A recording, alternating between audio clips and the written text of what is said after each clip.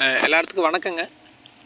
நம்ம பார்த்தீங்கன்னா, நிறைய விவசாயிகள் இன்றைக்கி வந்து ஒரே வகையான பயிர் மட்டும்தான் பண்ணுறாங்க. அதனால தான் நம்ம நிறைய விவசாயிகள் வந்து நஷ்டப்படுறாங்க. ஆனால் நம்ம இங்கே பார்த்தீங்கன்னா, 5 அடுக்கு விவசாய முறையில் வந்து நம்ம விவசாயம் பண்ணிகிட்ருக்குறோம். இது ஒன்றும் புதுமையானது கிடையாது. ஸோ வழக்கமாக நம்ம பண்ணுற எல்லா விவசாயிகளும் பண்ணுற மாதிரி தான் நானும் பண்ணுறேன். ஆனால் இயற்கை முறையில் பண்ணுறேன். இதில் பார்த்தீங்கன்னா, நம்ம 5 பயிர் பண்ணியிருக்கிறோம். இது வந்து காராமணி. மேலே பார்த்தீங்கன்னா, ஸ்வீட் கார்ன் வந்து அறுவடைக்கு தயார் நிலையில் வந்து இருக்குது. இது ஃபுல்லாகவே. இதில் என்னென்னா, நம்ம ஸ்வீட் கார்ன் பண்ணுனாலும் கீழே அந்த காராமணி வந்து எந்த ஈல்டும் குறையில. இங்கே பார்த்தீங்கன்னா, மிளகாய் இப்போ நம்ம மிளகாய் லேட்டாக தான் நட்டுருந்தோம். இப்போவும் காய் வர ஆரம்பிச்சிருக்குது.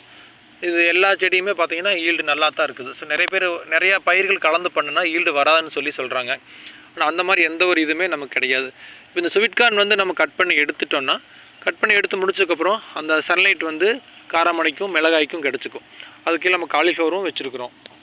ஸோ பார்த்தா எல்லா ஐட்டமே கலந்துருந்தாலும் எந்த விதத்தில் ஈல்டு பாதிக்காத மாதிரி நம்ம ஒரு தொழில்நுட்பத்தை பயன்படுத்தி நம்ம பிரித்திவி இயற்கை விவசாய பண்ணையில் நம்ம வந்து விவசாயம் பண்ணிகிட்ருக்குறோம். அதே மாதிரி மற்ற விவசாயிகளுக்கும் நம்ம இது வந்து ஒரு பயிற்சியாக நம்ம வந்து கற்றுக் கொடுத்துட்ருக்குறோம்.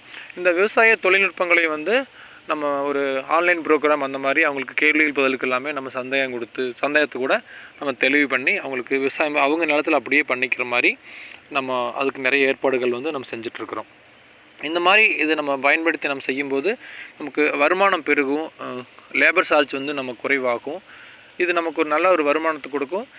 பூச்சி மேலாண்மை வந்து தன்னை போல இயற்கையாகவே நடந்துடும். நம்ம அதுக்கு தனியாக எந்த ரசாயனம் இது கொடுக்காமையோ இல்லை இயற்கையில் கூட தெளிக்காமல் கூட பல பயிர் பண்ணும்போது அந்த பூச்சி இங்கே வந்து தங்காது. ஸோ பூச்சி மேலாண்மை வந்து இயற்கையாகவே அது வந்து நடந்துடும். ஸோ அந்த விதத்தில் நம்ம இந்த பண்ணையை வடிவமைச்சிருக்கிறோம். நன்றி, வணக்கம்.